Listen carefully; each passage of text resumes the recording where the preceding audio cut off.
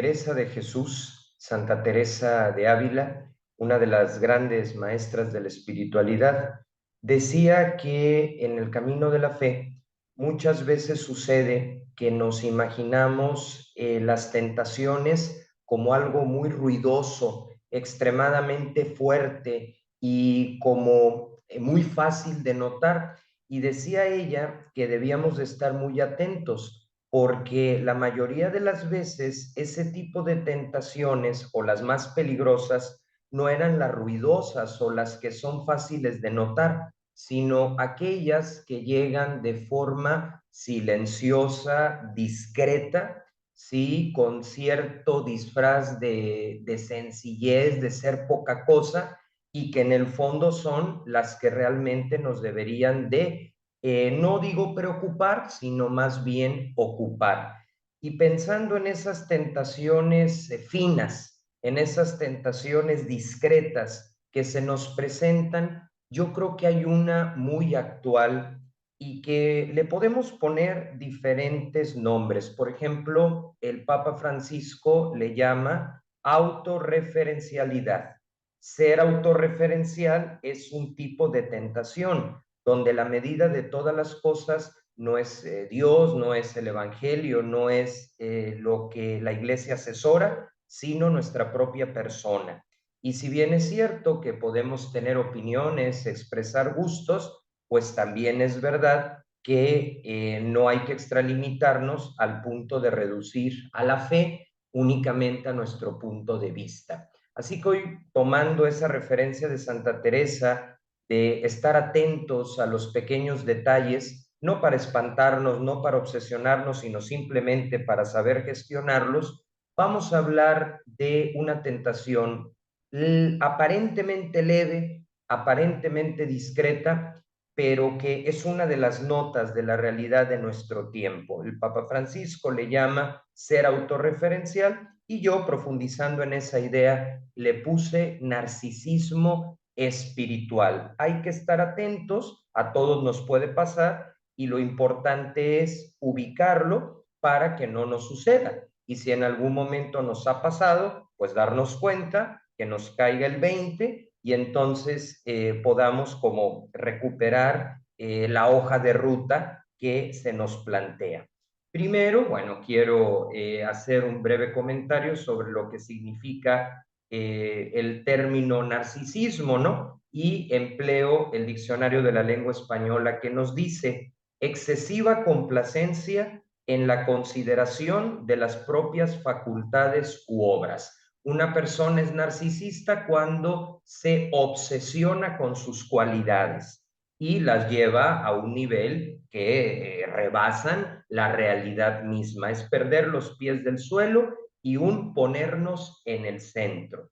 Esto, desde luego, no quiere decir que debamos de perder la autoestima. Por supuesto que hay que valorar lo que somos y lo que tenemos. La humildad no es despreciar lo que soy, sino sencillamente entenderla con objetividad, de forma verdadera y sin esta complacencia excesiva de lo que somos. Bueno, hay varias expresiones del narcisismo, pero ¿cuál es el espiritual? ¿Sí? Que, como digo, llega muy disfrazado, llega muy discreto, ¿sí? Como que nos preocupan las tentaciones que yo llamo tradicionales, ¿sí? Pero no le ponemos atención a estas otras que también se nos van presentando. Y no porque las tradicionales no sean verdad, claro que lo son, pero yo, al igual que Santa Teresa, pienso que hay que estar atentos de las discretas. El narcisismo espiritual tiene la característica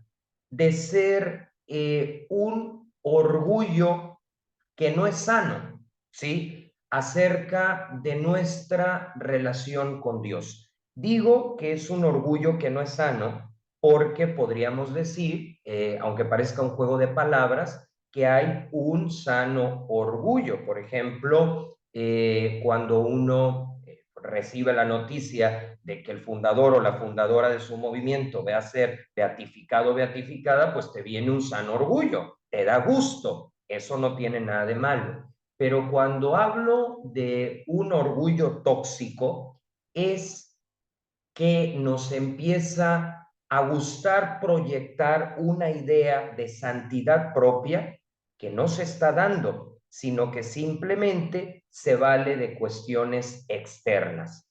Por ejemplo, las personas que, o las veces en que perdemos de vista, pues que somos vulnerables, las veces donde nos sentimos exageradamente seguros del camino que hemos tomado y de nuestras capacidades o de nuestras virtudes. Y dice Santa Teresa, ahí hay que tener cuidado porque el que está absolutamente seguro de su propia santidad, entre comillas, pues no va a dejar lugar ni a Dios, ni a los demás, ni a la iglesia que es necesaria para acompañarte pues en todo este proceso. Entonces, el primer síntoma del narcisismo espiritual es sentirnos seguros de que estamos prácticamente ya en la santidad.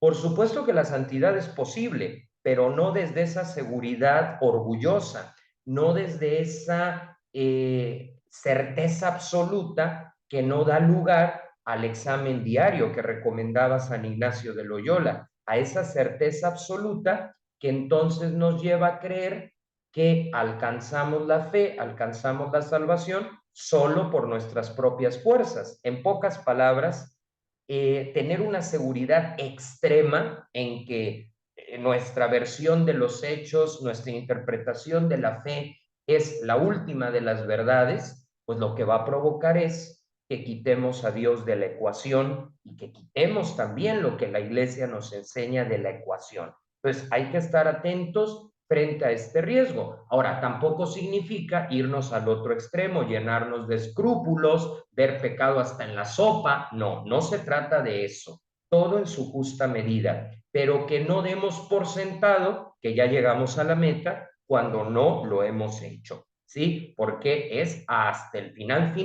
y no antes de tiempo o cayendo en actitudes de auto canonizarnos en un arranque de narcisismo. Eso puede ser un síntoma. El otro síntoma tiene un elemento estético. Y no es que la estética sea mala. Yo muchas veces en los videos he dicho que la estética es necesaria, por ejemplo, en la liturgia para percibir a Dios. Aquí no estamos hablando de la cuestión litúrgica, estamos hablando de que hay perfiles, hay personas que les gusta ser vistas en oración.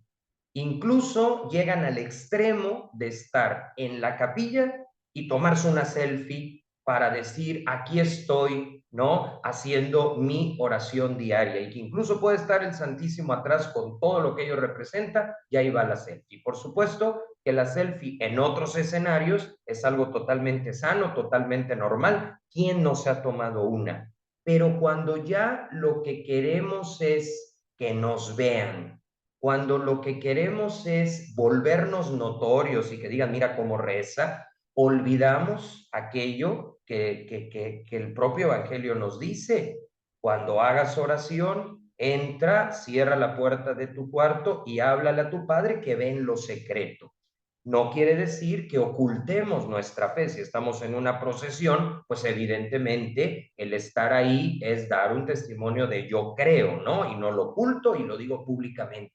Pero una cosa es una procesión y otra es hacer de nuestras redes sociales un espectáculo de que todo el mundo nos vea con los ojos casi casi hacia atrás en una especie de simulación que de mística no tiene nada, porque cualquiera que conozca de teología espiritual sabe que la sencillez a la hora de hacer oración, la discreción, el no buscar los aplausos, pues es uno de los elementos que nos pueden decir esa persona va por buen camino, esa persona tiene bases para decir, bueno, estoy realmente en este momento de hacer un alto y de pues entrar en oración, que es algo bueno desde el punto de vista espiritual, pero también desde el punto de vista de la salud. Entonces, ya tenemos dos síntomas del narcisismo espiritual. El primero es una seguridad absoluta al punto de creer que nos salvamos solo con nuestro esfuerzo, sacando a Dios de la ecuación.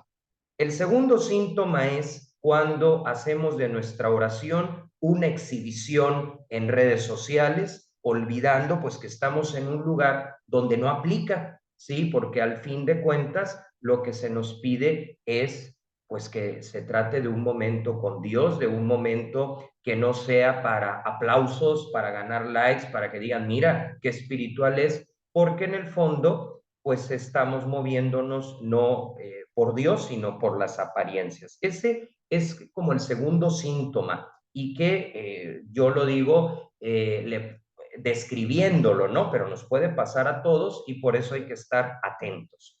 El tercer síntoma viene, yo le llamo el síndrome después de alguna experiencia de ayuda, sí, como puede ser una semana de misiones, algún voluntariado.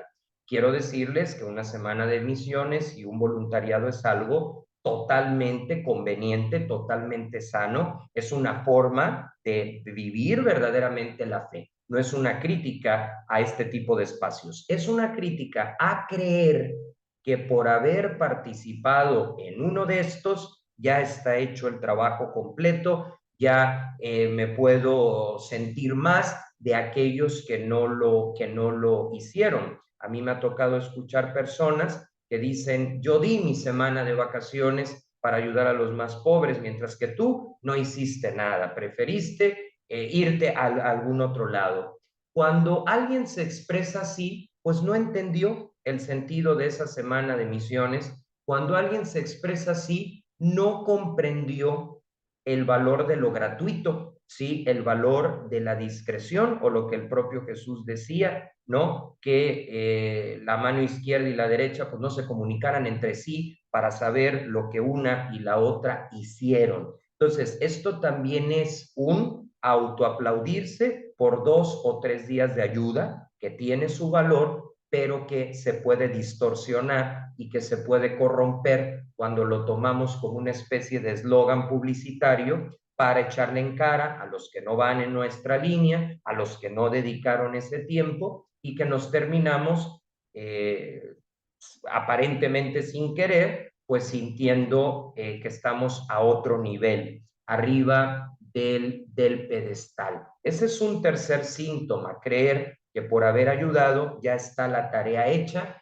y que eso nos da autoridad moral para andar poniendo a los demás en su lugar. Ese es otro de los síntomas del narcisismo espiritual. Otro de los síntomas, precisamente cuando vamos a ayudar a alguna zona que esté golpeada por la violencia o por la exclusión social, otro síntoma de narcisismo espiritual es la idea de que yo voy como una especie de Mesías, yo voy como una especie de redentor a salvar a esas personas y no con la actitud de decir voy a aportar, pero también voy a recibir lo que de ellos, de su entrega, de su lucha diaria, me puedan enseñar a mí, que muchas veces me lleno de comodidades. Cuando uno llega con esa postura mesiánica de yo soy el que tiene la voz cantante, yo soy el que te voy a enseñar, pero tú nada más tienes que aprender, pues ahí hay incluso una especie de colonización ideológica, ¿no? Entonces, en ese sentido, cuando vamos a una zona a ayudar, y que puede ser para evangelización, para construir casas, para ayudar en una inundación, hay que ir, pero no con la actitud del que nada más va a enseñar. Sí es cierto, puede ser que te toque ir a compartir tus conocimientos, ¿sí? Los que somos maestros, pues finalmente nos dedicamos a eso, pero incluso en un ámbito, digamos, académico, siempre puedes aprender de los estudiantes, siempre puedes aprender de lo que tú les estás transmitiendo. A mí muchas veces ciertas aplicaciones que me hacen la vida más sencilla como profesor, me la han enseñado los alumnos que me llevan ventaja en este sentido. Hay que tener la precaución de no caer en un mesianismo. El único salvador es Jesús. Nosotros lo que hacemos es, sí, voy a poner de mi tiempo, de lo que tengo, porque quiero vivir la fe en serio, porque no me quiero quedar en rollos bonitos, sino en concretarlo, pero con apertura. No es unidireccional, Y esto muchas veces pasa, que llegamos en una actitud de superioridad, de sin razón, que no es sino otro síntoma del narcisismo espiritual. Llegar sin la necesidad de recibir, la obsesión de dar, sí, y claro que hay que ser generosos, hay que ser desprendidos, hay que ser abiertos, pero también ir a una comunidad que ha sufrido me puede enseñar el valor de la solidaridad, porque muchas veces quienes menos tienen ejercen una solidaridad tal que te cambia la perspectiva, que te enriquece tu persona, ¿sí? Que te hace más humano. Entonces, si yo llego con la idea de yo voy a salvar, yo voy a enseñar, pero no hay esa apertura a lo que a mí también me puedan sumar como persona, pues ahí estamos ante otro escenario de narcisismo espiritual. Voy a decir otros dos síntomas más para no ser demasiado exhaustivo y cerramos con las herramientas o los medios que tenemos pues para no caer en este tipo de cosas, que más allá de que obviamente es pecado caer en esto, lo digo también no solo por la cuestión del pecado, que ya sería suficiente para decirlo, sino porque te vuelves una persona tóxica, te vuelves una persona desagradable. El que cae en este tipo de narcisismo, en cualquiera, pero específicamente en esto, pues no aporta y lo que es peor, aleja a las personas de Dios. ¿Cuántas veces, y yo creo que a todos nos ha pasado, que entramos en una iglesia y alguno de los encargados casi que es más papista que el papa y tiene mal modo, tiene un estilo de superioridad que no está en clave de servicio? Y entonces, ¿qué pasa? Que quiere corregir, que las lecturas, que esto, que lo otro, y digo, por supuesto, hay que cuidar los espacios, ¿no? Para que se usen de acuerdo a la rúbrica que marca la iglesia, pero no en una actitud déspota, porque al final ese narcisismo espiritual no solo nos hace daño a nosotros, sino que aleja a la gente. Y luego nos asustamos de casi nadie va a misa. ¿Qué pasa con los jóvenes? ¿Están perdidos? No están perdidos. Lo que pasa es que a lo mejor el narcisismo espiritual los alejó. Otro síntoma, pues, es este.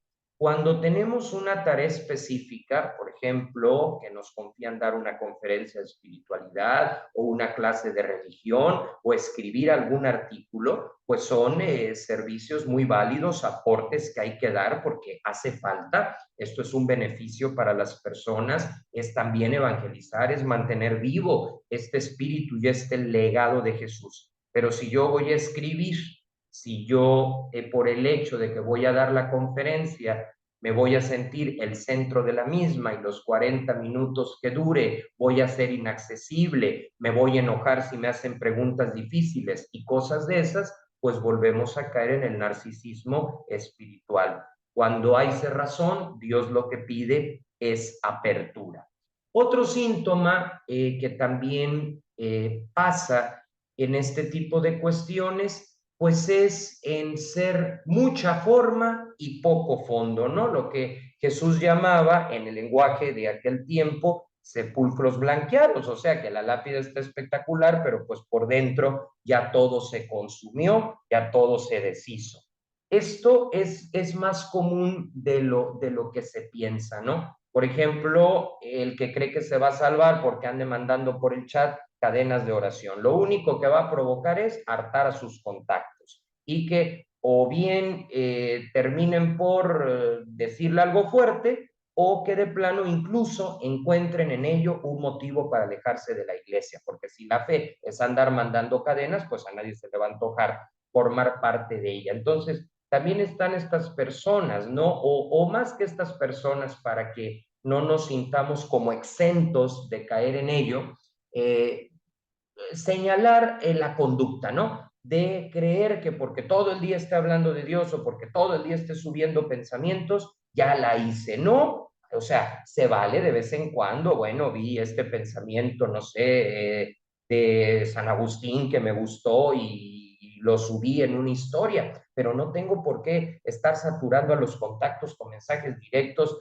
bajo una pseudo espiritualidad no porque San Agustín sea pseudo espiritual, por supuesto que no, es de lo mejor que tenemos. Lo que trato de decir es que hay personas que creen que con eso ya quedó, cuando en realidad están provocando incluso un daño porque terminan por ser un fastidio, no como personas en sí, pero sí por las acciones que realizan. Entonces, un narcisista espiritual es el que cree que ya quedó, el que cree que ya la hizo y que entonces se puede poner en una especie de sofá a criticar todo lo que suceda. Y repito, se vale tener pensamiento crítico, incluso a nivel iglesia, pero es importante distinguir lo que es pensamiento crítico de lo que es sentirse en el centro. Y el gran juez o el que decide, el único que sabe discernir y entonces el que le dice a todos lo que tiene que hacer.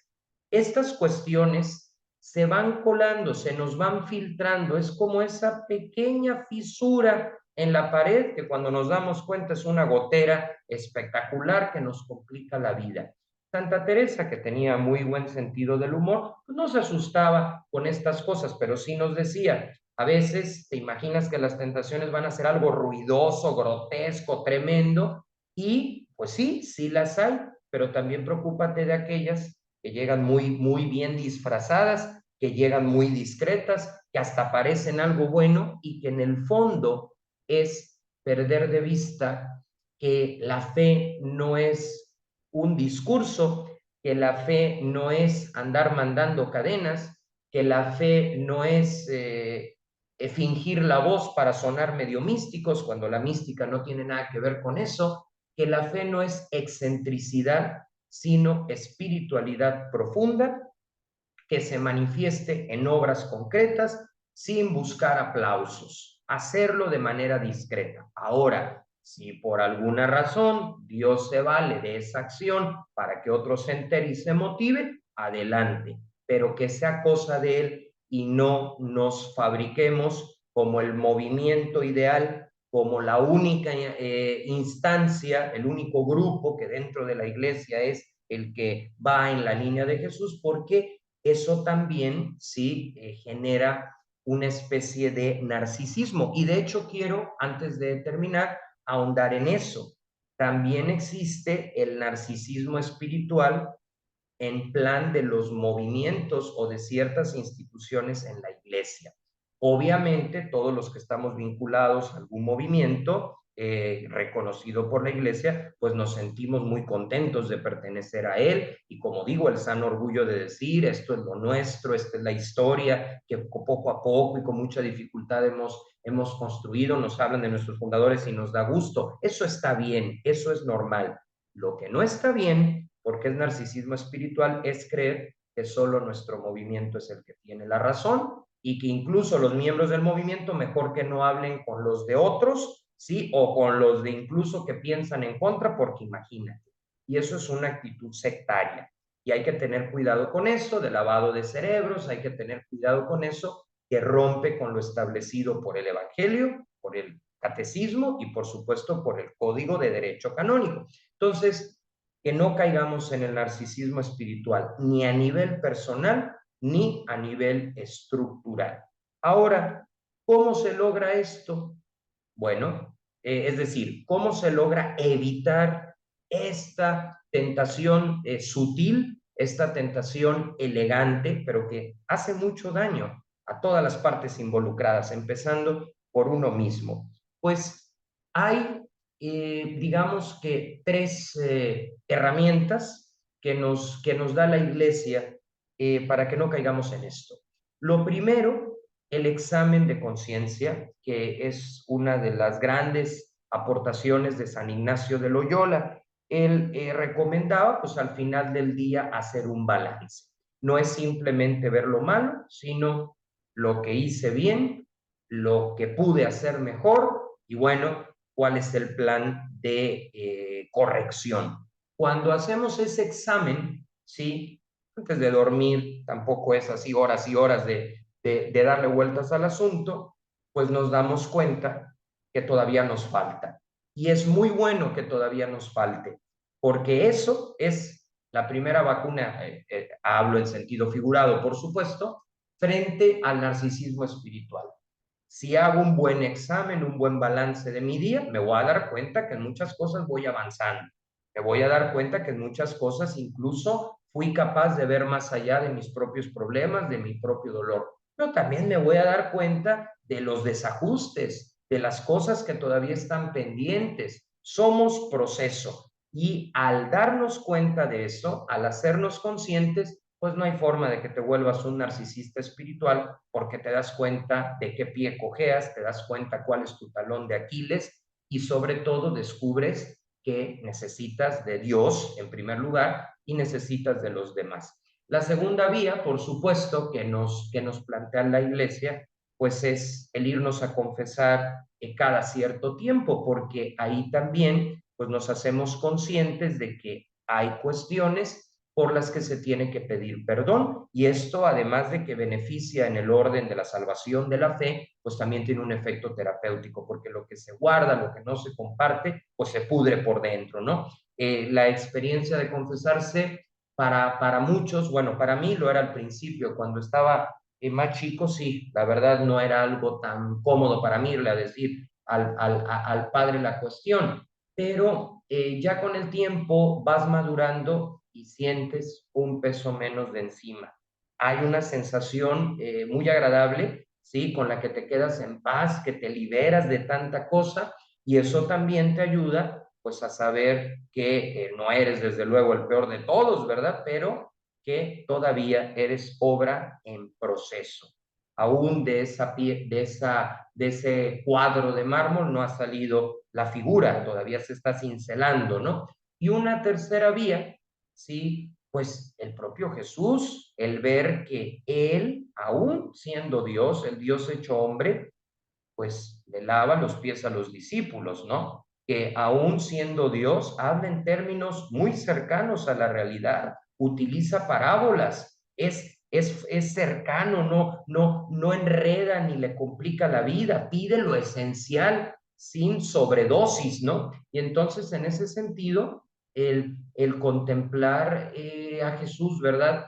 Pues nos dice, definitivamente, si me quiero acercar a su figura, si quiero irle tomando esos rasgos, pues que nos puso para ayudarnos a ser felices, porque al librarnos del narcisismo espiritual nos hacemos felices y de paso nos volvemos hasta más agradables en el ambiente en el que estemos. Y también hay una cuarta herramienta que nos sugiere el Papa Francisco, que le llama la gracia de la memoria. ¿Qué es eso? Pues significa recordar de vez en cuando pues cómo Dios ha sido compasivo con nosotros, ¿no? De tantas circunstancias. Yo, por ejemplo, pues me doy cuenta que de no haber sido por Él, yo, yo iba más en la línea del ateísmo que en la línea de los creyentes. Y no es que haga menos a los ateos, yo siempre lo he dicho, a mí me gusta mucho dialogar con ellos, pero lo que trato de decir es que yo me he dado cuenta que la fe para mí fue verdaderamente un regalo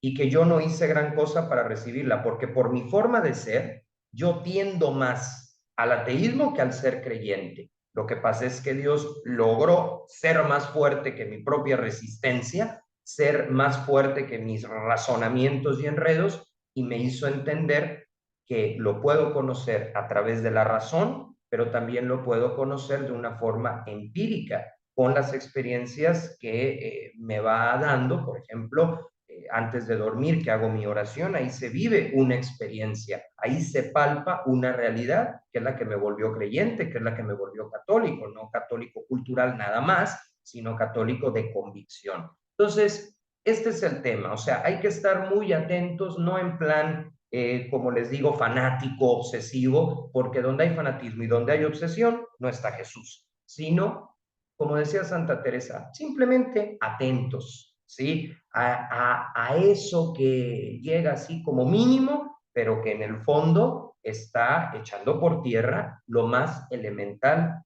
de la fe. Yo creo que con esto no solamente vamos a ganar nosotros en el sentido de vivir la fe de una forma más coherente, sino que también traerá consigo pues, que más personas se animen libremente, subrayo, libremente a ser parte de la iglesia, porque va a haber un no sé qué atractivo que frente a esa toxicidad del narcisismo espiritual, pues se va a volver una alternativa para acercar y para mostrar que la fe no viene a quitarte la vida, sino ayudarte a vivirla de una forma mucho mejor, más completa, más profunda. Pues con eso concluimos el punto evitar del narcisismo espiritual.